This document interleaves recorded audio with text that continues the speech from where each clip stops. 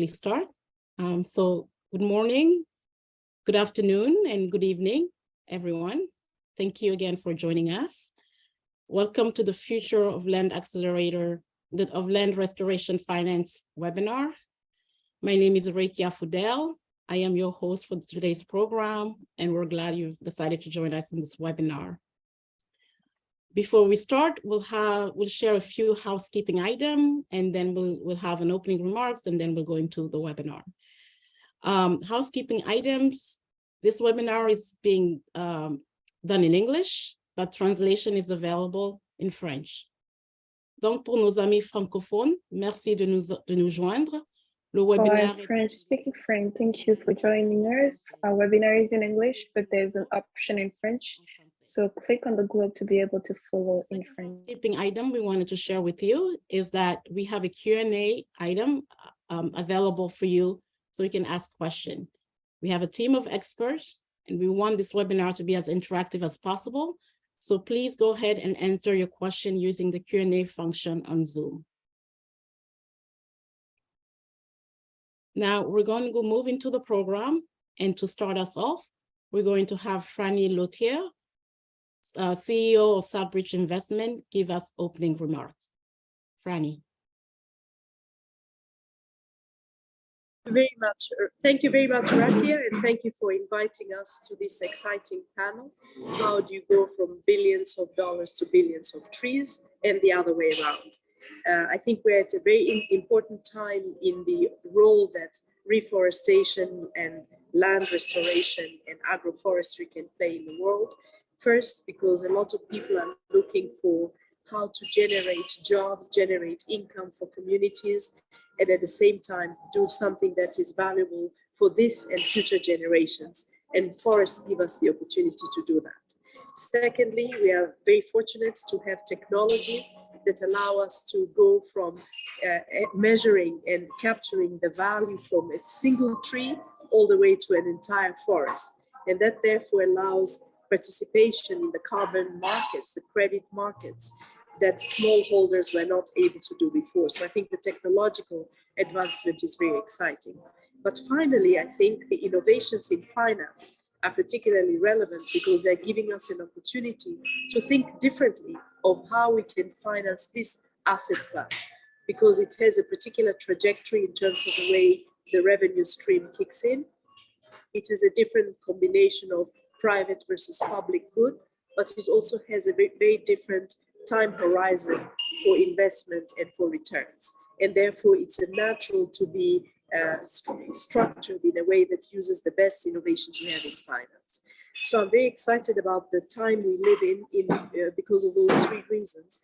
And I wanted to perhaps say a few words about each of those three areas. So starting first with the opportunity space, we had a very strong conclusion in Sharm el-Sheikh on loss and damage, and that gives us an opportunity to think of innovations, for example, like debt swaps or debt for nature swaps and other arrangements at the country level that give you also the opportunity to dig deeper and invest and look at ways to have impact at the individual farmer, community, SME, and program level.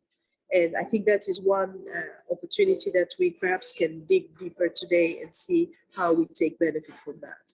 Second, we have now a number of track records that are being publicly made available in terms of how technological solutions have delivered value, particularly in Africa, in other sectors, and therefore the opportunity to use the same in the forest, land restoration and agroforestry space. So if you look, for instance, what we've been able to do with mobile money, even during COVID, we're able to transfer grants directly to individuals using those well-functioning platforms, but also in the other way around, being able to aggregate, securitize, and create portfolios from very small individual investments, and therefore create a larger pool in which participants who are interested to contribute for public value and private value can come in. And those are now public and have been evaluated, and everybody knows how they are performing. And then finally, on the disruptive ideas and innovative ideas in finance, for the first time, we have a movement, I would say, led by a number of key players, for example, like the Bezos Earth Fund, of course, the work of the World Resources Institute and others, who are looking at philanthropy in a different way to say, this is the most flexible source of financing that we have.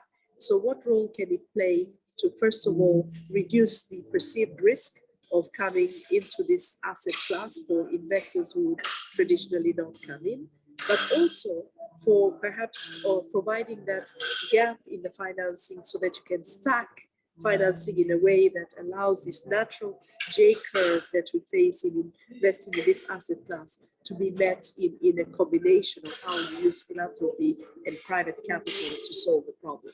But finally, because again, like with the examples that I just mentioned, using philanthropy in a way that does the early work, like technical assistance, pipeline development, and so on, which would otherwise not be done if we didn't have that capability, and then being there hand in hand to support future interventions and activities that then generate that long-term value.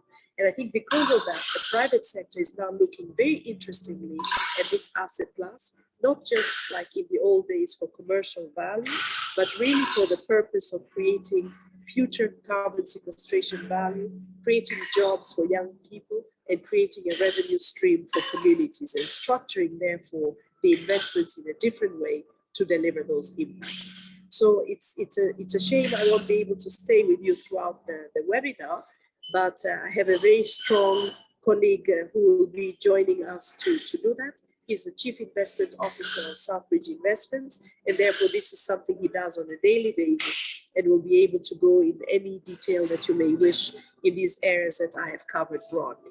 So with that, I will leave you with the last comment, which is we have learned that forests are the best banks because they save carbon and they spend oxygen. Secondly, forests are the best resilience and risk managers because trees are able to shed just enough leaves to survive a drought and then resprout and regenerate when there are better times, when the rains come back and so on. So we can learn a lot from that. But then the third is that trees are actually able to bring together a combination of short-term value, but also long-term value for future generations that goes beyond even the borders of where the trees themselves exist. And this is like revenues from the trees in day one, whether it's moringa or if it's in a few months going down the line, if it's an avocado tree or something else, but also giving that future generation multiple layers of benefits for the outer years. So we can learn those three things from trees. And I think as investors, we look very strongly at that opportunity and learning from nature and financing nature going hand in hand to deliver value for the future. So thank you for having me. I'm wishing everyone a wonderful webinar. And I want to introduce our Chief Investment Officer, Hemal Naran, who is going to be with you for the rest of the time. Thank you very much. Thank you, everyone. Pleasure to meet you. I'm happy to take off from where Frannie left. As Frannie mentioned, my name is Hemal Naran. I look forward to speaking to you a bit later on. Thank you. Thank you, Frannie, and thank you, Hemal. It's really exciting to have you. There are many big problems in the world, and to resolve them, you need big, bold solution. And I'm very, very excited to have SouthBridge Investment lead in the climate space, in this space, in the sector, and really learn about more of your initiative to raise a $2 billion fund in this sector. So we're really excited about that, and Hemal will probably we'll talk about that later during our panel. Thank you, Frannie, and thank you, Hemal. So yeah, big ideas, big, bold ideas. This is why we're here today. We wanted to introduce our big, bold idea in the land restoration space in Africa. We've divided the session into two. The first part of the session, we have 4 panelists, 4 experts, who will give you a lot more, will provide more details on what this big, bold idea is in land restoration in Africa and some of the work and innovation that we've been doing. Our first panelist is Venkat Iyer. He's a senior manager at the World Resource Institute. He's in charge and oversees the TerraFund, and Land Accelerator. Venkat. Thank you, Rekia. Hang on, let me quickly share my screen and hopefully this works. Everyone share my, can anyone see my screen? Yes. Yes, perfect.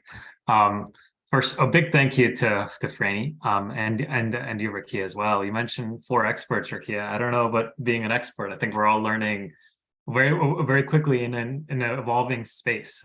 I think everyone within this webinar wants to see significant amounts of financial capital flow towards restoration, because the opportunity is large in Africa, and that's really our focus. In AFR 100, I think most people have seen the statistics, so I'm not going to spend too much time on kind of underlying the problem, but I think we all know that there's significant areas of degradation across sub-Saharan Africa. 65% of land is almost too damaged to support food production, and 20% of all land in sub-Saharan Africa are being actively degraded, costing significant amounts of money annually, more than $50 billion. And it was one of the reasons why AFR 100 was launched, actually. But before getting into specifically on AFR 100, another stat here on $300 billion of financial shortfall. This is across all agricultural SMEs in sub-Saharan Africa, but I think we've seen kind of one of the most underlying stats that SMEs as well as nonprofits. I see some questions in the chat on restoration nonprofits. And to be clear, our work in AFR 100 is to finance both. This is SME heavy with this stat, but this also holds for nonprofits in the sense that less than 10% of what we call restoration champions doing agroforestry or tree planting get the capital and capacity they need to really scale their work. This is compared to more than 60% in developed countries. And there's many reasons for this. But I think first is really the limited coordination and monitoring of success. Implementation progress is not tracked sustainably or on a sustained manner across countries. And of course, there's limited programming here to actually deliver financial capital and bankable inflow to these projects. Once again, with the fact that it's very difficult to show significant investability for large level private investors to come in. And that's kind of one of the reasons why we're doing our work within the space. And there's a lot of opportunity as well. There's more than 750 million hectares of land potentially. And how we want to do this really is, well, starting with AFR 100, right? So before getting into the financial specifications of this, and we launched AFR 100 to really address all that capacity capital restoration gap. That was launched in 2015 at the African Union Head of State Summit with the initial goal of restoring 100 million hectares. Today, we have more than 33 countries signed up with an AFR 100 pledge. And it's more than 120 million hectares of restoration to be pledged to be restored by a certain date. AFR 100 goes until 2030, so it's highly ambitious to restore significant amounts of land. And this is what really, from a timeline perspective, what has happened, right? And in phase 1, we started in the last 6 or 7 years.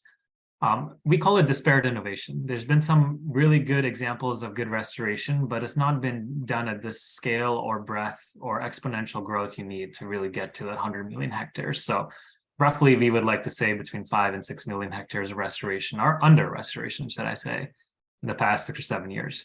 And that's in phase 2, which was launched last year, or should I say the previous year. I understand it's already 2023, but in Glasgow, we launched AFR 100 phase 2. And you'll be hearing a little bit about what that entailed regarding, we launched AFR 100 phase 2 with the goal of focusing on locally led restoration champions, which I will define in a second.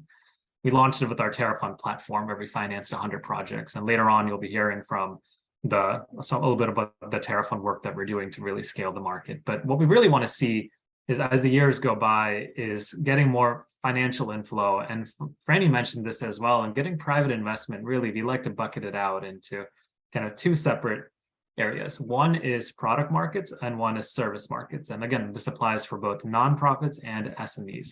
So from a product market side, more agroforestry here, we expect to see non-timber forest products, supply chain, offtake contracts, which are critical aspects of scaling any business or nonprofit. But also on the service market side, we expect to see more biodiversity and carbon credits. Again, Frannie mentioned a little bit about the carbon market and how important it is to really get the billions plus dollars invested in African restoration. So let's talk a little bit about restoration champions, because this is a critical component of the AFR 100 strategy and what we mean by restoration champions. So what we see is from a restoration perspective, 70% of Africa's land is either owned or stewarded by communities. And we call restoration champions the nonprofits and enterprises working directly on restoration, bringing hundreds of thousands of smallholder farmers together. You're going to meet one of them today, Exotic EPZ. And we really consider these champions to operate within these restoration economies as the building blocks of AFR 100, not necessarily investing in the large ticket sizes, you know, the pine eucalyptus, 10, 15 plus $1 million projects, but rather these smaller ticket sizes, because that's the only real true way to get a true portfolio of restoration done. It's not like large projects are not important, but this is a segment of the market that is significantly underfinanced. And what we mean by that, to be more technical, is the missing middle. So the ticket size, which TerraFund, which you'll see in a second, finances, is between that $50,000 to $500,000 range. And this is from a USAID project report that came out and analyzed a few thousand loans. But I suspect people in this webinar have heard of this term before, where this ticket size is too big for microfinance, but too small for larger level lenders or bilaterals or foundations to come in on.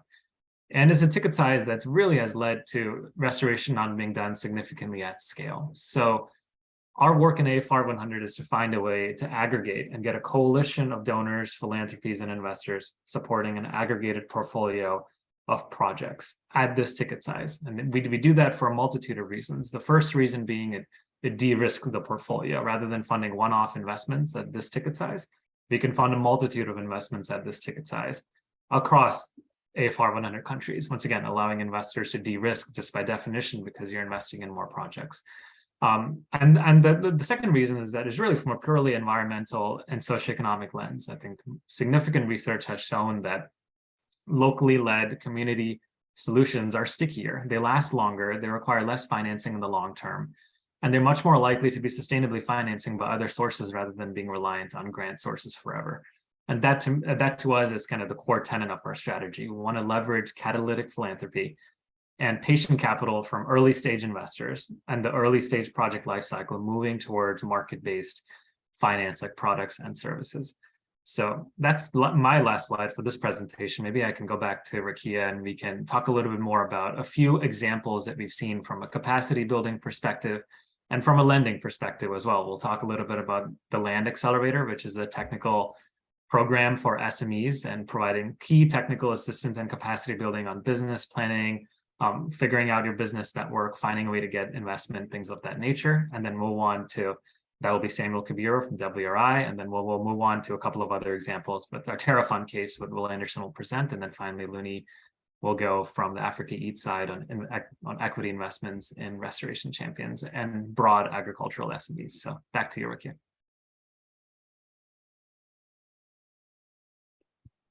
Thank you, Venkat. That was really helpful, and thank you for that overview. I think for me, one slide that really got my attention is the one about we can bend the curve. It showed exactly how business as usual is not going to get us there. Business as usual is going to make us fail in many climate goals, and those seeing the intervention that needs to happen so we don't have business as usual. So I thought that was really interesting. Thank you for sharing that, and that we need big, bold ideas to change things, right? So we don't have business as usual. Our next expert and presenter is Samuel Kabiru. He's the manager of the Land Accelerator. So now we move from an overview of where we are in the land restoration space in Africa to trying to present to you 3 specific innovations. So like Venkat shared, it's going to be the Land Accelerator, the TerraFund, and equity investment, and how we plan to do equity investment in this space. So Samuel, as the manager of the Land Accelerator, will present to us the program, and then we'll have some question afterwards. Samuel? Yes, thank you so much, Rekia, and happy to be part of this conversation. Yeah, so first allow me to introduce myself. So Samuel Kabiru is my name, currently based here in Nairobi, and I do manage our program, the Land Accelerator Africa, for the World Resources Institute. And certainly today, I'll be taking you through why we need capacity building and why it's very critical even as we scale up restoration activities in Africa. I was happy to listen to Venkat, really recognizing the fact that there exist different stakeholders that are very key for us to be able to see restoration at scale. And one of those key stakeholders, as Venka did mention, is actually the SMEs. These are entrepreneurs who are working with local communities on the ground, really understanding the challenge that we continue to face from a climate change perspective, and really capitalizing on that, not only to make profit, but also to be able to create both social and environmental impact. What we have actually seen over the years being in this space is that indeed these entrepreneurs are quite innovative. They do have different business model that helps them address the challenge that we continue to face. We have been told just 60%, more than 60% of our land in Africa continue to be created every day. So we are seeing them having different business model that are serving this purpose. And as you can see on this slide, we do have those who are actually planting trees. There are those who are actually doing agroforestry. But at the same time, we see others even doing that timber forest, among many other business models that they actually engage. And as you can see also on this slide, indeed, from the Land Accelerator, the companies that we have been able to work with, they are having impact on the ground. Having land restored, we are seeing more than 50 plus hectares on average with the businesses that we have worked with. We are seeing them really improving the livelihoods of the communities, and this being the smallholder farmers. And as you can see, working with close to 200 smallholder farmers on average. And even while they do this, indeed, they are profitable and they're ready to actually scale. So even while they do that, certainly we are cognizant of the fact that they continue to face quite a lot of challenge. And Venkat in the earlier did actually mention in terms of lack of capacity building and technical skill. And speaking here as somebody who continue to interact with these innovative entrepreneurs day in, day out, indeed this is true. The businesses that we are working with, you find them a bit small at times. These are young people who have actually spotted an opportunity and they have gone straight to jump into it. But they do this without even technical skills. And hence a big need to actually come in or for different actors to come in and be able to provide opportunities where they can be able to access capacity building opportunities. The other challenge that they continue to face is on investment. Certainly we have been able to see on the previous presenter that over 300 billion in terms of gap, in terms of financing is there. And SMEs do actually require a lot of funding or require funding to be able to scale the operations. But again, they're not able to do this. I don't know whether you have been able to come across this phrase where investors are not able to get good pipeline. And on the other side, the SMEs are saying we are not able to get funding. And when you keenly look at it, you realize that there is a gap in terms of how each address each other. And one of the areas that we have been able to realize, or one of the areas that we realize a big challenge is around communicating. These businesses are not able to communicate with the investors, and hence the investors are not able to actually address their concern. The other one is in terms of entrepreneurs struggle to quantify and explain their socioeconomic and environmental impact. But also we see aspect around financial and accounting capacity being low among the SMEs. So with this, certainly there is actually need for capacity building. If for us, we are able to see billions of shillings actually getting on the ground and more so targeting the entrepreneurs. And back in 2018, World Resources Institute, together with other partners, we did design a program, one of a kind, the first one, really targeting restoration entrepreneurs. And this is a program that I lead here in Africa, the Land Accelerator, which mainly is a capacity building program that is targeted towards restoration entrepreneurs, building their capacity on different areas. What we want to see is that they're able to scale and they're able to actually address some of the challenges that they actually have in terms of capacity building and technical skills, but also more so important on aspect around investor readiness. We want to see these businesses being investor readiness so that they can be able to have a mutual conversation with the investors. And at the end of the day, we see that money is actually flowing to these businesses. So over the years, we have been able to support close to 200 businesses. And we have been able to connect these businesses to investors, also to external mentors, equally internal mentors. And we continue to do this now and even in the years to come. What is quite interesting for me being in this space is the interest among entrepreneurs on the ground. Somebody might ask, are there entrepreneurs on the ground? Indeed, I'm here to confirm that there are quite a number. As you can see, we have been able to receive more than 3,000 applications. And I know this number is even big, should we need to actually do robust outreach in different regions across Africa. We do take these companies on different topics. I'm here sharing some of the topics that we take them through. We go around financial management. We do have topics that are focusing on gender, equity, diversity, and all that. We are also looking on aspect of how do they work with the communities that they work with. So how do they strengthen their supply chain?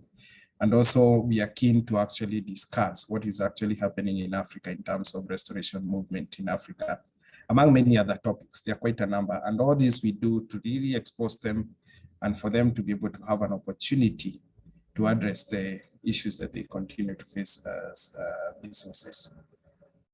So what is happening now? So the Land Accelerator, certainly it's a program where you are invited to join through call for application. So you apply, and together with our partners, as you can see them there, the African Union, FLEDGE, Barka, among many others, we do invite top entrepreneurs across Africa to be able to join this program. And this year, we have opened up the call for application, where we are actually going to onboard 100 businesses to join us, so as we can be able to walk the journey and see that indeed they are successful in whatever they're actually doing. So somebody might be here and the enterprises, and they may be wondering then what is the criteria that we actually use to bring these projects on board. We are very keen, and I've mentioned this before, that we are very keen to work with restoration entrepreneurs. In a simplified manner is that these are businesses on the ground selling and buying. There is a market value to the product that they actually have. And what we are keen at is this business must have some aspect of environmental impact. And in this case, these are businesses that are actually restoring land through different business models. We're also very keen on social impact. We want to see how many jobs you're creating. We also want to see how many livelihoods you're improving. But also we are very keen to see how are you incorporating your local communities on the ground. But certainly we are also keen to support businesses that are ready to scale up, because one thing I said is that the Land Accelerator connect these businesses to investors. And we do this because we want these businesses to be able to scale. So this year, we do have a timeline. So we do have a call for application that is open now until March the 31st. You can be able to get the application link on our website, wri.org. If you go there and search Land Accelerator, you should be able to find us. And once you come on board, we should be able to support you through a 12-week program. That is phase 1.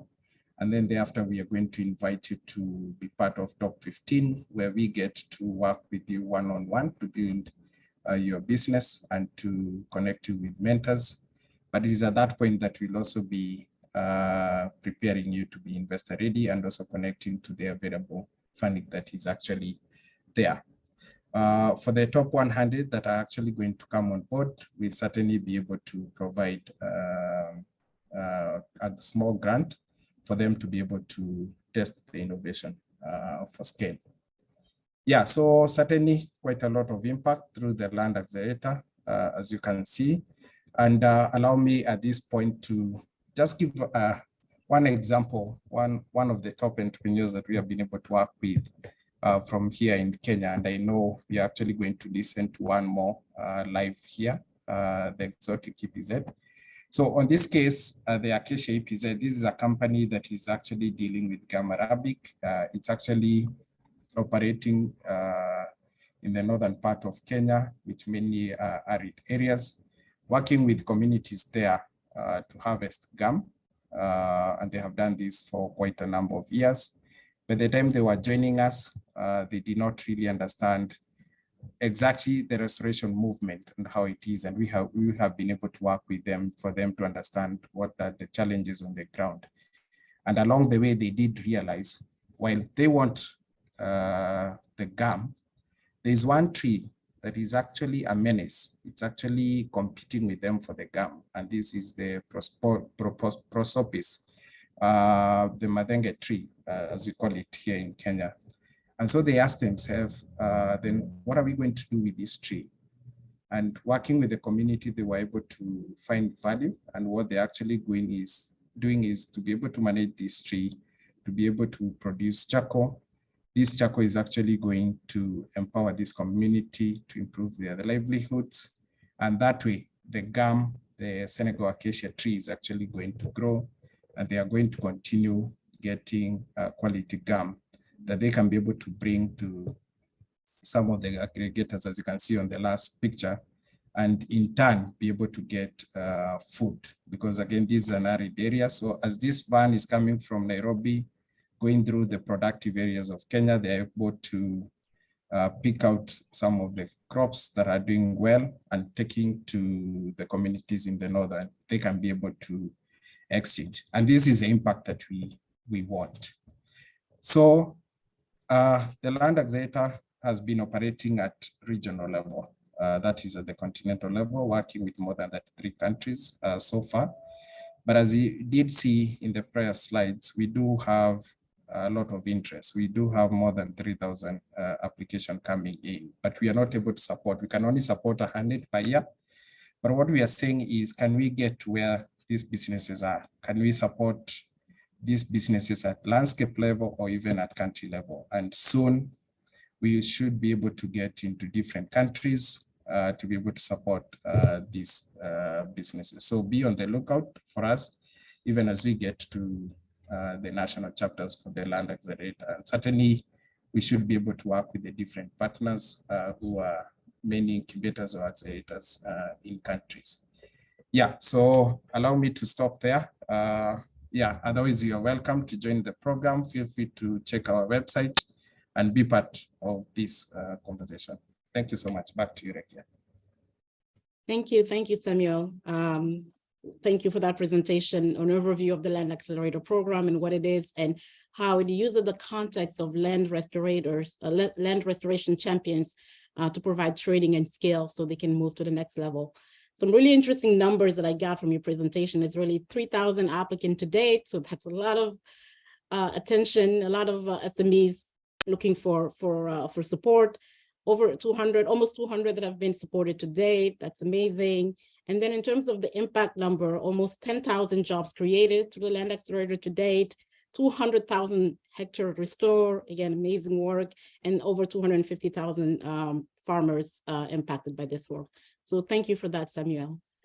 This moves us to the next part of our program, which I'm very, very excited about. As someone from the continent and who has lived and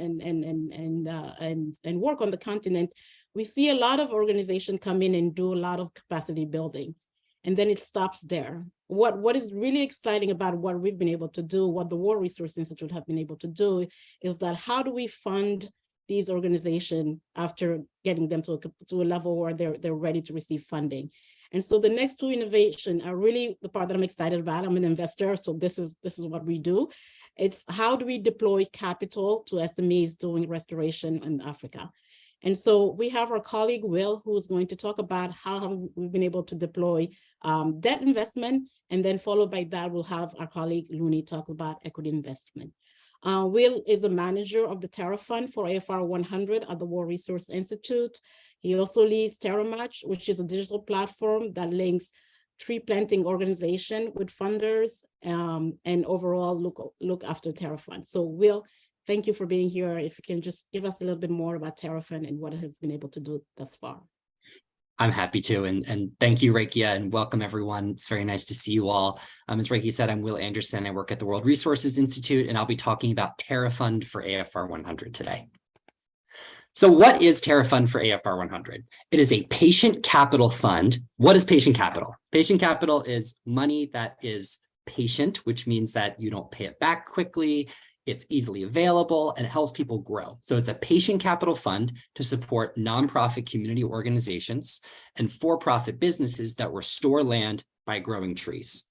Currently, we have $15 million that we've been able to deploy, with more to come, to locally led projects that Venkat and Samuel had just talked about.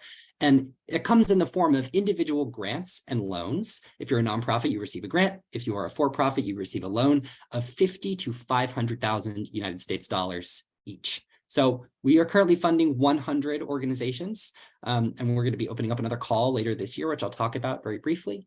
But it's a two-stage application process with an initial expression of interest and then a full application process. And you can see our partners on the right there. World Resources Institute, One Tree Planted on our nonprofit side, Realize Impact on the for-profit side, and Barka Fund, which Rekia is the principal of. And I'll talk a little bit about our process and about what the lessons are that we've learned so far through this program. So we fund tree-based restoration, and you can see the 8 different types of projects that we fund on here. There are, of course, many different types of restoration that are equally important to fund, but TerraFund focuses on tree-based restoration. So agroforestry, silvopasture, mangroves, natural regeneration, you name it. Our unique flexible funding structure is what allows us to take money from philanthropic donors, which is what Frannie had talked about, and then channel that very efficiently to work on the ground while taking a very small management cut. Because we believe that the more money that goes to the ground, the higher the impact and the better the outcomes. And so the consortium kind of works together to deliver funding to NGOs and for-profits in different ways. So on the nonprofit side, what we do is that we vet each of our applications, and they sign a contract with our partner, One Tree Planted. They receive a small upfront payment that allows them to get started on operating their nursery, like a nursery you see on the right here in Malawi. And they receive additional tranches of funding after payments occur. Those additional payments are made with each report, which I'll get into in a minute, that are submitted over the course of 5 years. We pay people to maintain and monitor their trees, because if you're not paying people to do the work, it doesn't get done.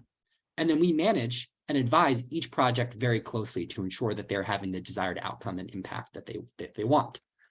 On the entrepreneur side, we work with our partner Realize Impact, and we have some of our colleagues there on the line today. Each of those are vetted by our business experts at WRI, Barka Fund, and Realize Impact. Each of those entrepreneurs receives a loan within weeks. It's a very quick process. They pay back part of that loan, starting with just the interest, not the principal, so that they can get in the habit of repaying their loans back over time. And then if they make their payments on time and they submit their impact reports, then the final payment is forgiven, which means that the average interest rate for many of our projects is 4% or lower. There's some exceptions there, but that's an extremely low interest rate compared to what we see in some of these agricultural SMEs where we work, who face interest rates of 15, 20, or sometimes even 30%. And then when we get the money back, we recycle it directly to graduates of the Land Accelerator, the program that Samuel just said, and to current TerraFund beneficiary cohorts. So just like Samuel had said, how do we pick these people? How do we really choose the best of the best? We use the exact same criteria that Samuel outlined. It's a little bit more extensive, as you can imagine, when we go from capacity building to actual investment, but it's your organizational health. Are you scalable? Is your model replicable? What is your social environmental impact? And then do you make money if you're a business? On the right, on this slide, you can see where all of our initial applications came from our initial call for proposals in September of 2021. We did this in 2 weeks. So we got 3,200 applications from 31 countries in 2 weeks. They asked for an average of $145,000, and they have 9 years of experience. And you can see where they cluster on the right part of the map there, where you can see the hotspots of our applications were. And so through a very extensive process, which we outlined in an article, which we can post in the chat, we have created our first cohort. We picked them in May of this year. It's 100 projects and enterprises, 27 countries being represented, 20,000 hectares to be restored, 14 million trees to grow, 9,500 jobs and livelihoods created. And then we're going to be exploring additional financing for 3 target geographies later this year. Because all of you are on our listservs now, you will have access to that opportunity when it is is posted. So hold off on questions for that. There will be more information in April that will be sent around to everyone. But you can see on the right-hand slide here where all of the organizations are based that we are currently funding. And you can meet them all at our website, africa.terramatch.org. What do we learn from working from 3,200 to 100 projects? We need to set clear expectations with applicants and not waste their time. You all are very busy people, just like we are. And so the more time that we ask of you, the less time you have to do your work. And that's a problem. We need to collect more robust financial information from each applicant at every stage. We understand it's difficult to get financial information, but it's critical to make those kind of funding decisions that we need to make. We need to understand the risks of each project holistically at the beginning. We need to tie payments to performance and reporting. So only if you're knowing that you're doing well should you have access to future opportunities or more payments. We need to assess those capacity gaps that Samuel talked about early and often, and then connect them with real support, not just say we will support you, but do it in practice. We need to be flexible with loan terms, especially with the tree-based businesses that we focus on. It takes a while for a tree to grow to maturity. Can't really expect that tree to produce value in the first couple of years of its life. And then we need to accept that the portfolio won't 100% succeed and take some chances. This is an inherently risky investment proposition, but it's a risk that we think is worth taking and that our funders agree with us on. So we're managing 100 of these projects every day. And these are some examples of who we are. It's small NGOs, large NGOs, smaller businesses, larger businesses. Arcos is a farmer cooperative network in Rwanda. Exotic EPZ, we'll hear from Jane later today, is a macadamia nut processor in Kenya. This is a for-profit. Mount Kenya Environmental Conservation is a nonprofit that works with kind of communities around Mount Kenya, traditional kind of NGO. Tila Limited, it's a company in Ghana that does integrated cashew and honey plantations. So you can see there's a wide variety of different practices that are involved here. Wells for Zoe is an indigenous reforestation organization in northern Malawi that reforests entire mountainsides with native trees. You can see the diversity is massive in the amounts of organizations that we're funding at different scales. One thing that is common across all of them is that they need more capacity. We ran this survey on the left here for our cohort, and you can see the different things that they need support on. They need support on remote sensing, so that's kind of geospatial analysis, on marketing, on field monitoring techniques, on communications. And we're doing a capacity building program right now with the Land Accelerator team in order to improve the ability of these organizations to get additional financing in the future. So our lessons for managing these 100 projects are that we need to create trust. The personal is powerful. Phone calls and WhatsApp are a lot more effective ways of communicating with our projects than traditional email or traditional meetings are. We need to be flexible and meet people where they are. Our project developers are innovation partners. They are not just our beneficiaries. All of the people that are a part of our program are equal partners of the program, and it's important to treat them that way. They teach us things just like we teach them things. For nonprofits, payments need to be tied to accurate reports. That way that people actually submit those reports on time and make sure that we're actually understanding the impact that they're having. And enterprises on the for-profit side really struggle, though, to understand the impact targets in their contracts. We need to re-communicate consistently what are we expecting from our projects and then move on from there. The last thing I'll talk about is monitoring, reporting, and verification. We talk about this a lot in the restoration space, but operationally, it's not always very clear how to do it. Through our TerraMatch platform, each of the projects that we fund completes 6-month update reports, and that includes information on the trees that they plant, the jobs that they create, the organizations that they engage. And they've submitted 2 of these reports so far, and we're currently quality assuring all of that information.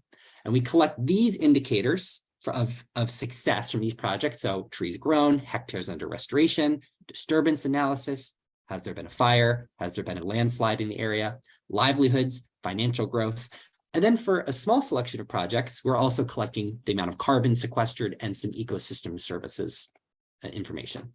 We use a wide variety of techniques to then validate each of those indicators that we had on my previous slide. We use field verification, so setting up field monitoring plots.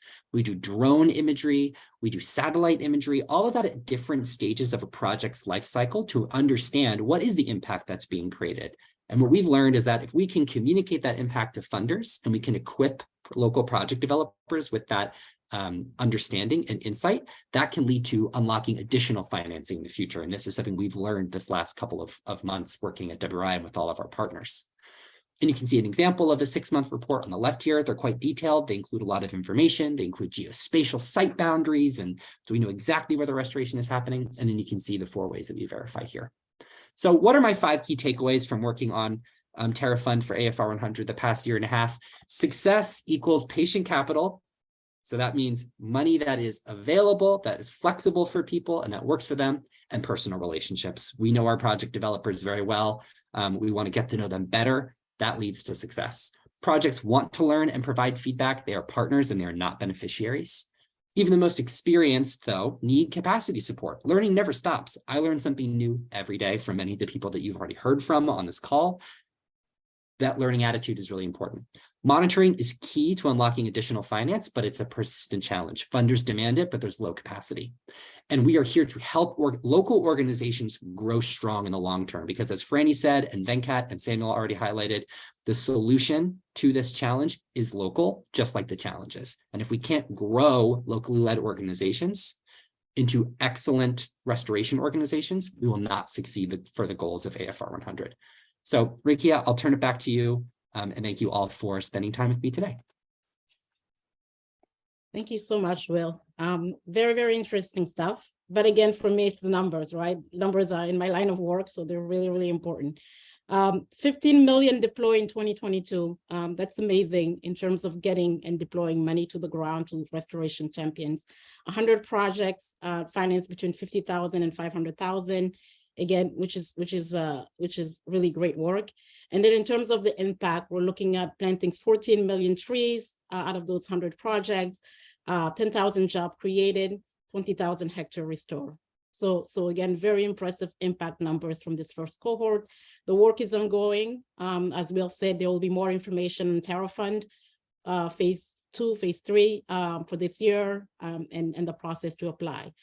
So stay tuned in that. Also wanted to share that we'll be having a webinar on Land Accelerator. You know, one of the other numbers that maybe I forgot to mention on the Land Accelerator is that we select 100 companies every year. So that's an opportunity for 100 entrepreneurs to get training and feedback to the Land Accelerator.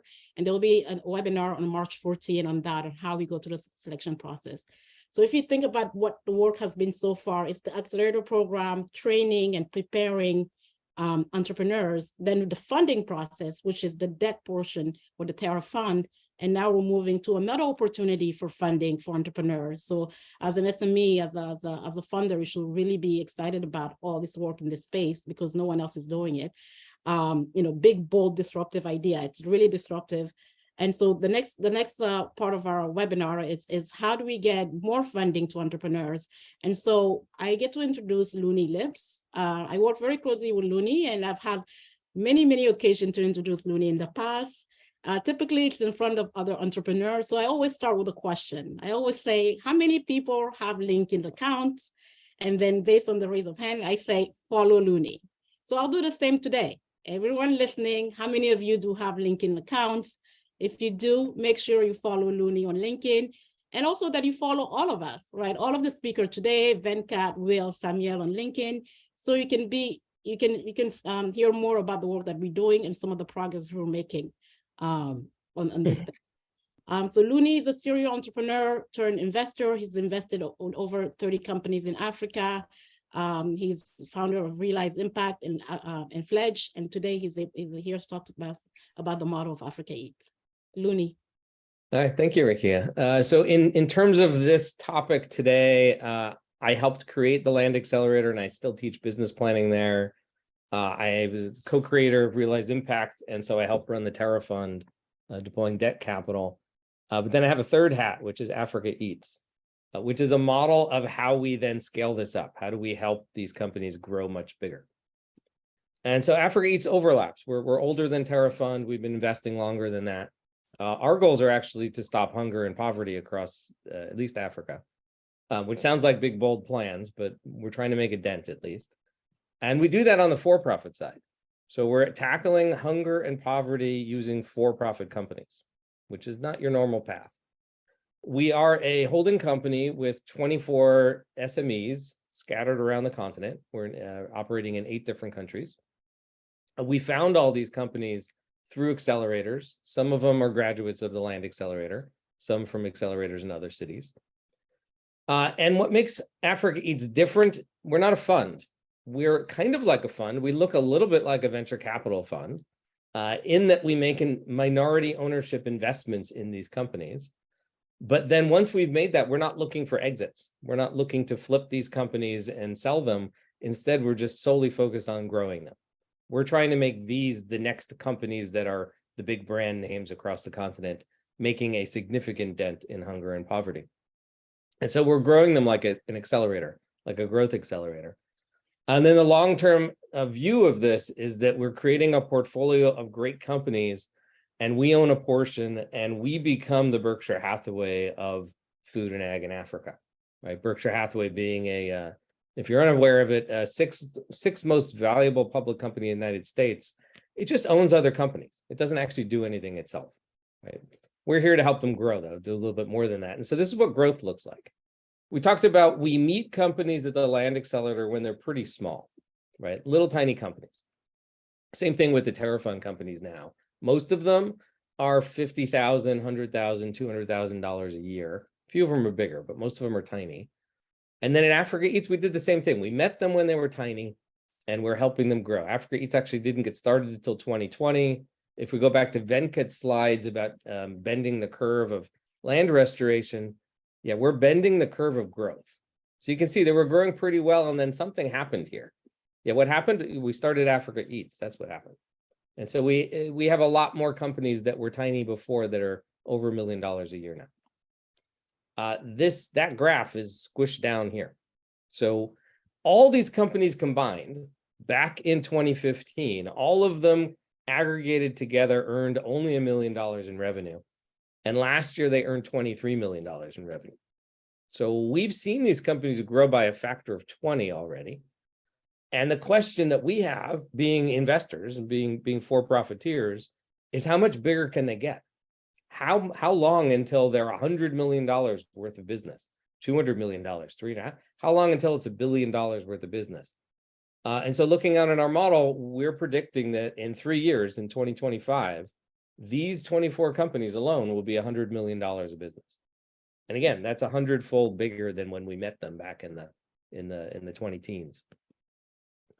Now, our companies, in order to solve hunger and poverty, work with smallholder farmers. So they're doing the work that we're talking about today. They're doing it with smallholder farmers. They're buying from those farmers. And we're still gathering the number for 2022, but it's well over 100,000 farmers. We crossed that barrier last year. And as this trend is going even faster than the revenue trend, this will be millions of farmers in the next few years, right? When this is $100 million of business, this will be outputs of 2 or 3 million farmers. But we're not investing in farmers. So I think the good analogy here in terms of land restoration is that, yes, we need to plant trees in the ground on farms, but in terms of where you put the money to invest to make that happen, you do it one step up. You do it at the supply chain level. You do it at the companies that buy from the farmers instead of trying to get the money directly down to the level of the farmers. And so that's what this portfolio is about. These are aggregators and processors and distributors that buy the outputs of farmers, do a tiny bit of processing, and get it out to retailers. All sorts of different products, between fruits and vegetables and honey and even ag waste into cooking fuel. We're into logistics now because we have to move the products around. And 2 examples of what this looks like in practice. This is Tila. They are a graduate of the Land Accelerator. They are one of the TerraFund loan recipients. Originally, they were just a honey company. Northern Ghana, they had honey business working with about 300 women farmers. When I met them, they were a $21,000 a year business. That was back in 2015. And last year, they grew that to $736,000 of revenue. Next year, this year, 2023, it'll be over $1 million of revenue. And in terms of land restoration, originally it was honey, and they were feeding the bees with wildflowers in the dry season. And then the founder discovered that cashew trees just happen to flower at just the right moment to feed the bees when there's really nothing else for them to eat. So he planted 10,000 cashew seedlings. And that was just long enough ago that Those trees are now mature and he's starting to harvest them. And so he bridged that gap between planting the tree and earning the money on the tree, because first and foremost, it's a honey company. There's a lot of different models we've seen that are like that, where there's ways to make money for the years when you're waiting for the trees to mature. And once we get this cycle running, where now we're harvesting from the trees and then planting 10,000 more per year, this will get much, much, much bigger. Another example of this is bananas. We had a smaller company in Kisii, Kenya, and they were buying from farmers and producing and selling outputs. And then they went to go get permission to put solar on their new building. And we discovered that there's a new banana factory in their county. This is a picture of that factory. The EU was nice enough to put this in. They spent the 1.2 million euros building it. We're now operating the factory, and we're about to get this off the ground. So it's a very small company. A few years ago, it was about $200,000 last year. And our predictive model for where this goes is at $11 million in 3 years. And what do we need to get there? Yeah, we just need trucks, because there's already the farmers in place. They're already growing the crops. We just seriously just need to buy the trucks and find the customers to sell the bananas to. So we just, like yesterday, deployed the capital to make this happen. And in Africa Eats, this is the oldest company in our portfolio. We met them back in 2014. 2013 was year one. It was $100,000 of revenue. They've grown 100-fold. So this is East Africa Fruits. It's a fruit and vegetable company. Some things on trees. It's a little overlap with this. They do mangoes and a few other tree-based fruits, but it's mostly potatoes and bananas and onions. But they've grown tremendously. And they do this by buying from something like 7,000 or 8,000 farmers across Tanzania, bringing it to a facility, sorting it, and then selling that produce to 10,000 retailers. We do all this with a very small team because we don't run these companies. We're minority owners in these companies. We're just deploying capital, providing the equivalent of technical assistance and guidance, and sharing ideas across the network. So there are three of us who run it. I'm the token non-African. I'm based in the States. Jimene's in Lagos, Nigeria. Lillian's in Dar es Salaam, Tanzania. And our entrepreneurs are homegrown. They live in their home countries. They know their spaces. They know their markets. And the goal of this entity is to be public. The goal is to get big enough that we can list Africa Eats as a public entity, so that our investors can leave whenever they want, new investors can come in whenever they want, and we can deploy a lot more capital into this space and into the land restoration space as well. To do that, we need to be $100 million of value, at least to do that in London. And so we're predicting that will happen in 2027. We're predicting an IPO in Africa before that, partially to practice and partially because we're an African company. We're raising money to do that. So if anyone in the audience would like to fund this, we're happy to take your money. But the piece I want to stress in this particular talk here is that this model is replicable. So not just Africa Eats getting bigger and adding more graduates to the Land Accelerator and whatnot, but that we can take this model and create another one like it, and another one like it, another one like it. It doesn't just have to be us. We are totally open to teaching people how to use this model, because the missing middle of capital is so big that we can't just do this alone. So the draft I've written up for this is called Africa Trees. Same basic idea. Let's take 100 of the graduates of the Land Accelerator, and let's go fund them and make them much, much bigger and make a big dent in the world. And if you have any questions, you can find more details on africaeats.com, and there is my email address. Thank you, Looney. Very, very nice presentation. I do like the part about honing in on the business model that works, right? It's not that we invested directly into farmers, but it's young men and women who can provide solution to these farmers. So working with smallholder farmers, typically organizing them, and then providing access to market, access to logistic, access to seed, making their lives better. And so they don't have to go and find people to buy their products, and then adding some value, right? Either transformation or just transportation in the case of East Africa Eats, and then distributing and selling. And we've seen that model works, right? We've seen that model works in the space of land restoration champions. So very excited to see that and have the proof of that. So that's great, because that actually takes us to our next part of the webinar, which is where we get to talk to the entrepreneurs with these business models who have put them in practice, right? And get to ask questions about how it's going and for them to share their experience with you. And also an investor, right? An investor who has deployed money in this space and can talk about the vision for the future. So our first panelist, and I think Jane is going to join us. Jane, thank you for being here. If you can please introduce yourself and tell us a little bit about your organization. Thank you very much, Rekia. Good morning, good afternoon to all the participants. Thank you for having me. My name is Jane Maigua. I'm a director at Exotic EPZ Limited, which is a company that is processing and exporting macadamia nuts since 2017. The company is based in Nairobi, Kenya, but with operations in different parts of the country where macadamia trees are growing. So we set up the company with two other ladies. So it's a female-owned, female-managed company. Perhaps we normally say, not perhaps, but we know it's only women-owned in Kenya that is doing exports and processing of macadamia nuts. So we are proud of that. It's a male-dominated value chain. So we are working on various programs. You know, we have various aims or objectives in the company, mainly, of course, to make profit. It's a profit-making company, but also supporting our impact objectives and motivations, which is empowerment and incomes for smallholder farmers and creating decent work and supporting environmental sustainability. So in essence, the company is providing a bridge between the macadamia nuts farmers and export, high-value export markets. Our business model, just in a nutshell, is based on purchasing from almost now over 4,500 smallholder farmers. We aggregate in about 12 counties.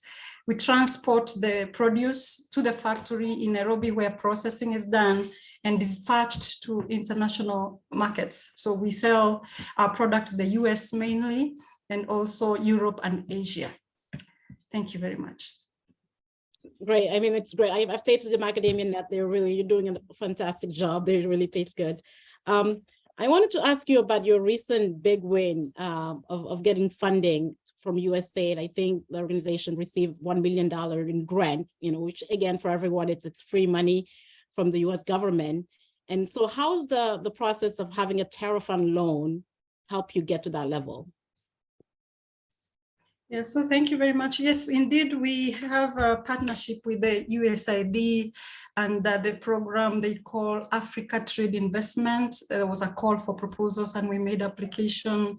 That was last year, 2022. And we have, over some months, we have been able now to sign an agreement to scale up various activities to support our expansion of our exports into the US market, to scale up production operations from 360 metric tons of processed kernel to 700 metric tons, which will in turn means of taking a lot more nuts in shell from farmers.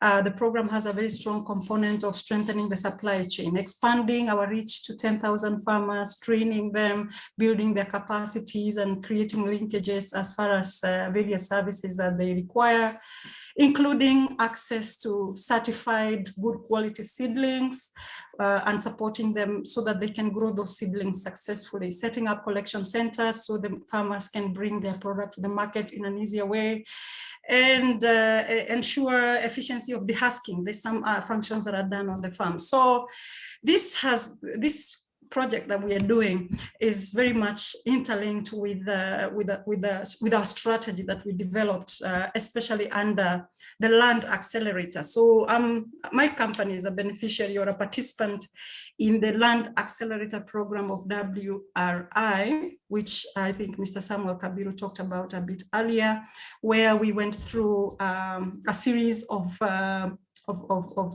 do you call them, training of about six to 9 months, helping us to prepare and concretize our strategy, our business strategy, clarify our business model, and ensure that it is well understood by ourselves, and of course can be communicated to investors. We were not very clear, for example, around how our business links with land restoration. And through this program, we were able to be very clear about how we are participating and how we can accelerate and scale up land restoration from a private sector perspective. So after having gone through the program, preparing investor readiness and preparing the business model, the business management, we were able to graduate and apply for what we call a scale-up fund from TerraFund, where we were able to access a loan, which is supporting our strategy or our activities towards scaling up planting of macadamia trees. So you see, we are scaling up our operations and our sales. So we'll need a lot of nuts, we'll need good quality nuts. Our farmers have increasingly been wanting to plant more trees. We are recruiting a lot more farmers now, and they will continue needing seedlings. So this fund has come in very strategically to support the scaling up of planting of trees. We're targeting to have 180,000 macadamia trees planted and growing, because we need the nuts. So that's a sustainable approach of this. And about 30,000 of these will be indigenous trees, like boundary trees, where in the farms, where the small scale, the smallholder farmers are planting, they will need boundary trees in order to kind of windbreak and protect the seedlings as they grow. So this fund is also supporting us in setting up a propagation unit to be able to produce seedlings. It's targeting 50,000 seedlings each cycle. We are already underway with that program of putting up a modern nursery. It's actually going to be a big nursery that can channel out seedlings for farmers, that can test out and pilot varieties together with the local research institutions that are working on research of trees, especially macadamia trees in our case. So maybe that is how the connection comes. We had a lot of preparation, a lot of farming up our mind and our thought and our strategy in terms of how we can, in readiness to approach investors. Okay. Thank you for that. You are definitely a great example of how a big, bold, disruptive idea is taking place, right? The Land Accelerator was put in place to help you hone your business model and give you training. And then there was funding after that to help you set up and build some foundation. And now you're able to benefit from even bigger support financially, right? You can get grants from the USAID, and other equity investors, I'm sure, are lining up to invest in your company to get you to that next level. So, very, very excited about your growth and your story and what you were able to share with us today. I guess one last question for you is for entrepreneurs in the audience, that are new at this, because again, you started your company in 2017, right? It's only been 5 years and you've done amazing. So young men and women, young seasoned men and women who are in the audience today want to learn a little bit about how you're able to do it. Like, what was the key to getting investor ready to be able to convince TerraFund and other investor and USAID and others to invest in you? What would you say maybe were 2 or 3 things that help you as an organization be investment ready? I could mention 2 or 3 things. Of course, there's a lot of them that you can learn, especially in these accelerator programs like Land Accelerator and others. There are various programs out there for investor readiness. But I could say demonstrating a solid business is one important thing that investors are looking for. A business that points towards being feasible, being viable, and that has additional positive impacts. Be it environmental sustainability, be it incomes and economic empowerment, whatever is that you identify is the impacts and align them, of course, with the investors, then that makes it easier. Outlining a clear and compelling narrative of the business, of your business, is very important. Being able to show that you're solving a problem, or what opportunity are you addressing, being very clear on the business model, being very concise, proving that you have a market, for example, that the inputs are available, that there is strength in business management. Investors invest in people. Maybe that's one other very key point, especially the founding team. So being able to demonstrate the passion that is coupled with the strong management skills that are growing, that you're building, working over the weaknesses to ensure that you have more strengths than weaknesses, and where there are weaknesses, to demonstrate that there's a path towards working on those weaknesses. So I would say to those that are looking for investment, it doesn't just happen in a day. You have to take time, you have to have the timing, you have to ensure you have enough time for preparation, you have to seek support in terms of how can you strengthen your knowledge, your capacities, your ability to communicate. It's a package. But I must mention that I came from development world. In 2016, I was an employee and then moved to private sector, but with a very big passion and focus to set up a formal business that was going to be able to perform. So maybe I can leave it at that. There are many points I could say, Rekia.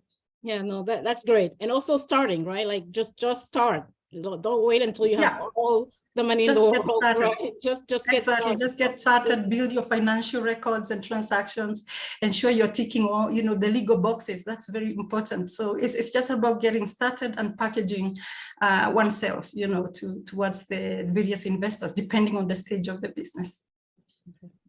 Thank you, Jane. That was really, really helpful. And I hope that people in the audience appreciated that. Our next speaker is an investor in the sector. Hamal is going to join us, and we'll have a few questions for him as well, and we'll get to closing remarks. So thank you for being with us thus far. Hamal, good to see you again. Hello, everyone again. Apologies, I'm in a public area. The SouthBridge team is in Zanzibar for some work, so there's some noise. I hope you can still hear me. We can hear you. Thank you very much, Rekia. From my side, I think one of the things we saw, it's a good opportunity to talk about something we saw this morning. This is really the mangroves of Zanzibar. And we had a first-hand experience on how it actually protects communities, protects the shoreline, helps with the habitat restoration, helps with marine life, and things like that. So, again, it's fresh in our heads from this most of our day today. So I just thought I'd use this opportunity to say so. In terms of what we've seen so far, I think all of the discussions so far were quite impressive. Many of them I've heard before. So I think if we talk about Venkat, he's really talking about getting funding to all the various type of partners and beneficiaries. And really, this was quite interesting to see what different type of programs that can actually be implemented. And of course, at our end, we're thinking a lot about lending at the MSME level, SME level, and at the corporate level, as well as some of the larger country and regional programs. I think Samuel had some really good things to say about some of the Land Accelerator, what Land Accelerator Africa is doing with the technical assistance being provided. And it's great news that the new program is open, and there's already 3,000 odd applications already with over a month to go. I think TerraFund and TerraMatch was really good as well. I think it's really good, especially in this environment, if the interest rate can still be kept at the 4% level. I don't know if that's going to be something that changes over time, or how does that change. But again, I think there's a magic number of about 3,000 odd applications there as well. So I don't know if that's something that we need to be anchoring on as a number. And I think, of course, there's also some really innovative monitoring and tracking, and that other parts of the AFR 100 program can utilize. And of course, Looney is doing a great job with what he's doing at Africa Eats. Very keen to hear about Africa Trees when it's ready. I think the only challenge you're going to have, Looney, is like Berkshire Hathaway, no one's going to sell because you're going to end up with such a great portfolio. So, I think that's something else.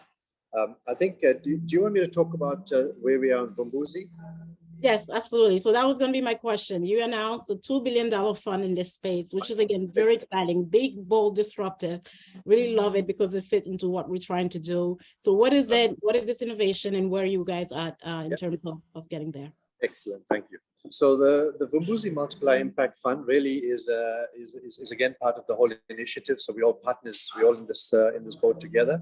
And really what we're doing there is we are in the process of developing a large facility, $2 billion, again, to meet the AFR 100 initiatives and targets. Really what we're doing is at the outset, we are setting ourselves up as a foundation. So it's not a commercial fund or some sort of a private markets vehicle that I guess is quite common in some areas when investing in timberland, farmland, and so on. So really it's being set up as a foundation. It's being set up as a foundation in Rwanda. So it's got truly African roots. We already have some level of philanthropic capital that's been pledged to the foundation. We are also in the process of dealing with many others to raise further amount of capital that will eventually get us to a higher number. And that initial philanthropic capital will use in a number of ways. It will use as part of a blended finance structure. But really what it'll do, the first part of it that we see and what we've seen so far is really it's catalytic capital that's helping us bring other investors into the pool. Some of it is de-risking capital, where, you know, obviously it could act as a first loss tranche. It could also cover some of the foreign exchange risks. And I see we also had a question on foreign exchange. Maybe I'll just touch on that very quickly now before so I can cover it. But really what we'll be doing within Vumbuzi is really understanding how and putting solutions to manage any currency risk. So that means what we end up doing is, while it's philanthropic capital, I think we still have some obligations to report these numbers, and of course it helps us to generate more interest in the program. So I think we will be putting together a number of foreign exchange solutions in place. And really the reason why this is important is because the basket of African currencies in a normal day or this century loses about 0.25% per month on average. So that's about, you're looking at about 4 to 6% a year just on currency loss. So you're actually just losing that money. So what we need, and that's just taking into account normal business. What we can't hedge for really is this big drops that you have every now and then. For example, Egypt's down 50% over the last 12 or 18 months. Ghana is going through some troubles a few months ago and so on. So those are challenging situations. So what we're really trying to do is either have a program that kind of gives us that kind of money back so that our lending capital remains intact rather than actually, you know, we're losing some of it. So just getting back to Vumbuzi, I mean, really, it's a blended finance structure. So we have all the different layers that will help de-risk the program and also target very specific areas such as technical assistance and so on. So the foundation is now set up. We've got some very senior advocates of what we're doing, of our restoration activities globally on the board. And the foundation is about to be launched in Kigali. And I think that's where we are in terms of that. And what the foundation really does is really what it puts together. What it really does is it collects the philanthropic capital, as I mentioned.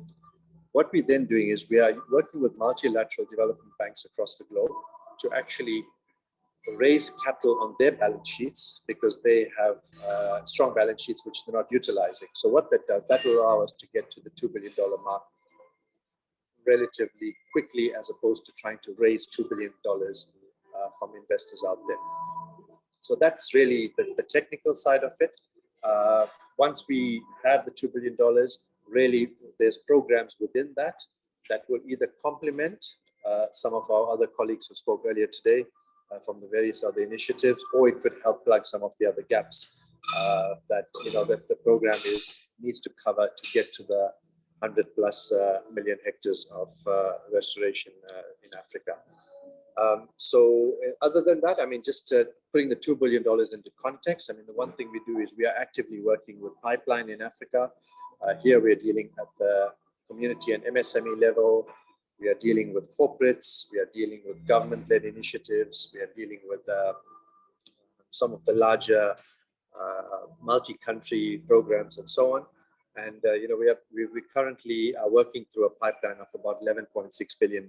So as long as we can identify good projects, you know, I think we have, you know, our capital will be used efficiently. They'll be slightly longer term, you know, as opposed to some of the other programs, but you know, we're quite confident that we can achieve a lot together. So yeah, let me stop there and see if there's anything else I can answer for you. Yeah, no, that's great, and that gives a lot of context. Thank you so much, and it's really, again, very excited again for this big bold idea to be launched and it's taking place. Perhaps one last question, and I'll have the same question for everyone on the panel. Sharon, I don't know if you can bring everyone back, but what should restoration champion, small and big, right? When you're raising $2 billion, maybe the small players are thinking left out, but why or what should they be excited about of what's going on today in the restoration space in Africa? So I think from the projects we're seeing and the momentum that we've got going in the space, and more so from the capital that we are now managing to have discussions with, so large players that we weren't considering are now approaching us to say, look, they want to be part of this. So I think certainly there's a significant amount of momentum in play here, which we thought initially that, you know, we had a pocket of people that we'll be dealing with, and that has certainly, you know, I'd say expanded or blown up completely. So we're at a point where we actually, you know, I wouldn't use the word as far as saying we're turning people away, but we're certainly trying to prioritize what we're doing. And then I think that is my one take from this, is that I think the momentum is serious. I think we've certainly had great momentum at the last COP that took place a few months ago. And I think we're certainly, you know, trying to get everything ready and make sure that we are full systems go, you know, sometime later this year. Thank you. Jane, same question again. You know, what should entrepreneurs in this space be excited about, and what you've seen in the context in the land restoration space from where you are?